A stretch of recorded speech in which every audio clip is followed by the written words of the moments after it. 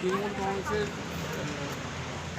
সভাপতি মানে আজকে একটা উৎসবের মেজাজ চলতো। উন্নতিটা দেখে আজকে বিভিন্ন ওয়ার্ডে ভাঙচুর হলো, 15 থেকে 17 থেকে 26, 27।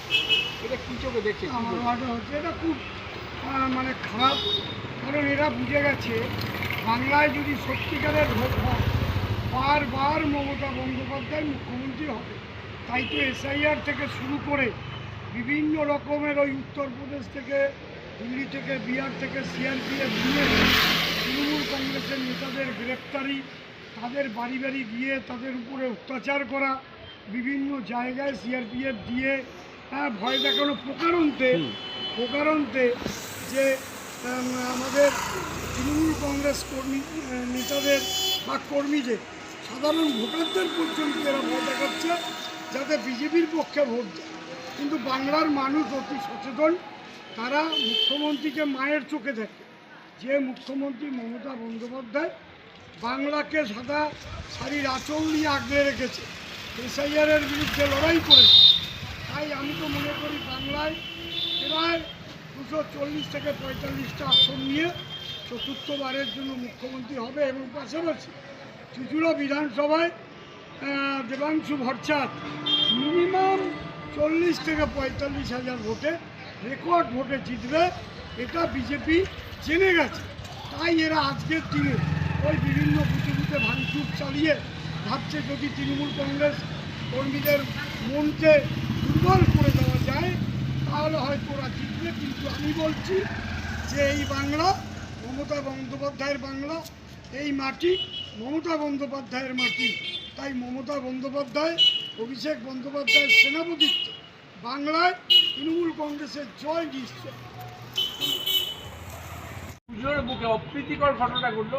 আমি পেয়ে গেছি 4 নম্বর ওয়ার্ডে পৌরমাতা সরস্বতী আজকে মহিলাদের ওপর অত্যাচার হলো, বুথ ভাঙচুর হলো। কী চোখে দেখে কী বলবেন? আসলে এই কেন্দ্রীয় বিজেপি সরকার বুঝে গেছে যে তারা ক্ষমতায় আসতে পারবে না বাংলায়, বিশেষ করে তার যে আজকে সেটা তার চাকরির প্রমাণ হলো। যেভাবে বিএসএফরা আমাদের বুথগুলোকে ভেঙে দিয়েছে, প্লাস যারা বিজেপির ক্যাডাররা বুথে বসে যে এজেন্ট হিসেবে তারাও সাধারণ মানুষের সাথে ভীষণ খারাপ বিহেভিয়ার করছে। তার জন্য কেন্দ্রীয় সরকারের যারা টেন্ডার কোর্স হয়েছে তাদের কোনো হেলদোলও নেই। তো আমরা ধিক্কার জানাই আমাদের মুখ্যমন্ত্রীর উন্নয়ন সাধারণ মানুষের, যেহেতু বাংলার মানুষের ঘরে ঘরে মায়েদেরকে ঘরে ঘরে বাংলার মায়েরা মনে করে আমাদের মুখ্যমন্ত্রী থাকলে তারা নিরাপত্তায় থাকবে। কেন্দ্রীয় বিজেপি সরকার তো বারবার এটাই করে, তারা মহিলাদেরকে বলেন সুরক্ষিত রাখার জন্য চেষ্টা করেন। সবার প্রথমে বিজেপি সরকার করে, এটা আমরা আগেও দেখেছি, আর এবারে বিধানসভা নির্বাচনে আমরা সেটাও দেখলাম যে মহিলারা বুঝে বসে ছিলাম, তাদের উপর লাঠিচার্জ করছে। তো আমি একজন মহিলা হিসেবে আমি ধিক্কার জানাই। মহিলা হিসেবে উনি ধিক্কার জানান। আমরা সেই ছবিটা দেখালাম এবং কথা বলে নিলাম। আগামী দিনে ফলপ্রদ 4 তারিখে সেটাই হবে। একদমই 4 তারিখে সারা বাংলা জুড়ে সবুজ আবির উড়বে, সবুজ আবির খেলবে। আজকে মানুষ সেটা বুঝিয়ে দিয়েছে, সাধারণ মানুষ। তাই তারা কেন্দ্রীয় বিজেপি সরকারের ভয় পেয়ে গেছে, তাই এই ধরনের। এই মুহূর্তে আমরা দাঁড়িয়ে আছি কানাগড় প্রাইমারি স্কুলে। আমার সামনে রয়েছেন বর্ষণ তৃণমূল কংগ্রেসের নেতা। আমি অপূর্বকে বলবো, অপূর্ব একটুখানি সরে এসো, একটু কথা বলে নেবো যে আজকে দিলীপবাবু চুঁচুড়া শহরে যা ঘটনা ঘটলো, 28 নম্বর, 27 নম্বর, 15 নম্বর, 5 নম্বর, 6 নম্বর বিভিন্ন ক্যাম্প বুথ ভেঙে চুরমার করে দিচ্ছে এবং দুয়ের বেশি 3 জন থাকলে তাদেরকে মেরে মহিলাদের ওপরে পুরুষরা আজকে আঘাত করলো। এটা কি বলবেন? এটা ঠিক কাম্য নয়। গণতন্ত্র রাষ্ট্রে ভোট দেবে সবাই, এরকম ভোট কখনো হয়নি। ভোট সবাই দিক। কানাগড় অঞ্চলে 5টা বুথ আমাদের এখানে পিসফুলি ভোট হয়। আমি ধরুন আজকে 40 বছর ধরে এখানে বসবাস করছি এবং পিসফুলি ভোট হয়, এখনও পিসফুলি ভোট হয়। আমি এখানে দাঁড়িয়ে রয়েছি, আমার মিসেসও রয়েছে এখানে।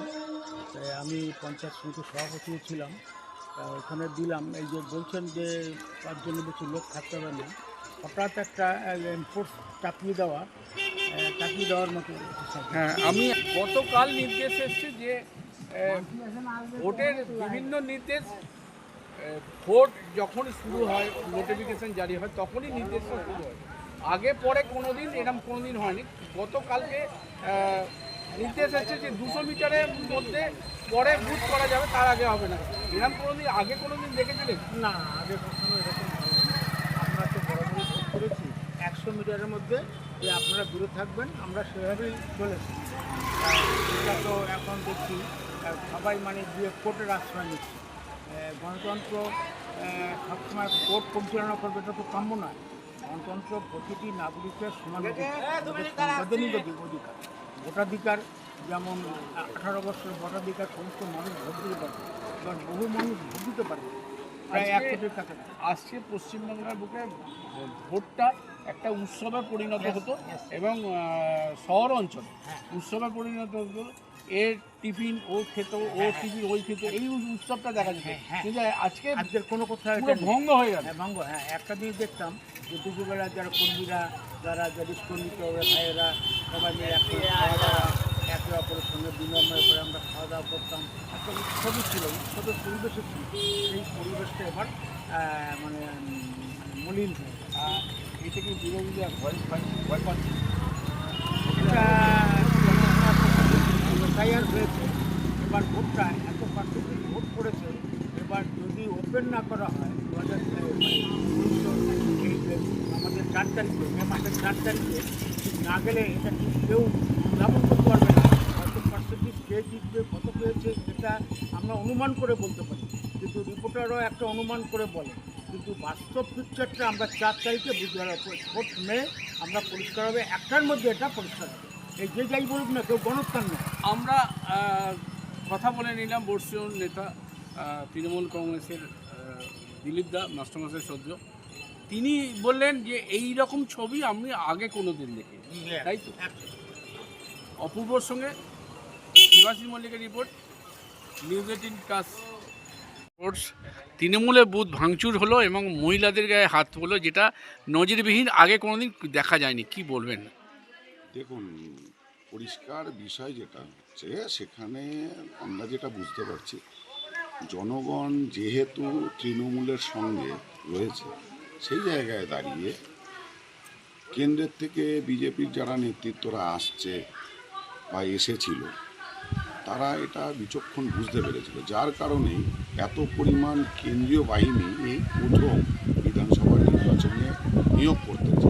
আজকে এই কেন্দ্রীয় বাহিনীগুলো শুধু নিয়োগই করেনি, এদেরকে এক প্রকার ট্রেনিং দেওয়া হয়েছে আলাদাভাবে, যা বুঝতে পারছি। ট্রেনিং দিয়ে বিজেপির ক্যাডার হিসেবে পরিণত করে দেওয়া হয়েছে।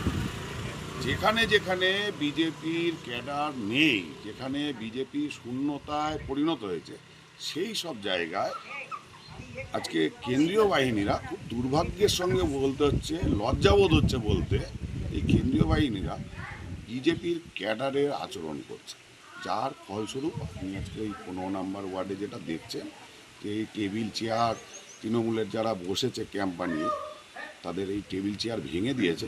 এগুলো যেহেতু ওখানে বিজেপির ক্যাডার নেই, ক্যাম্প বানানোর মতো লোক নেই, তো ওই ক্যাম্পটা এবার ভেঙে তুলে দিতে হবে। তো সেই জায়গায় দাঁড়িয়ে কেন্দ্রীয় বাহিনীকে ব্যবহার করছে বিজেপির যারা নেতৃত্বরা আছে। এটা খুব লজ্জাজনক বিষয়।